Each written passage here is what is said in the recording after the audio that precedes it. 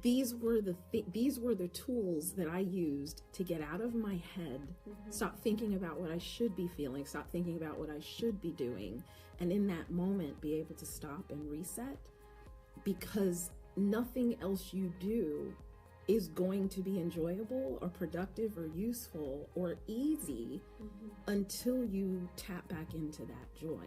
So what I really wanted to do is stop talking about it and get people in a place where, you know, they can pick up this book and they can actually, in that moment, do something, and you don't have to think about it. You know, it's right there in the book. You pull up an exercise and you do it. And this is a way of training your brain. It's a behavioral practice where you are using, you know, there's a lot of, you know, discipline in this book. There's a lot of research in this book, but instead of talking to you about the theory behind what I'm, you know, what I'm asking you to do, I'm getting you to experience it. Right. Because for myself and a lot of my clients, we end up thinking about it instead of actually doing it.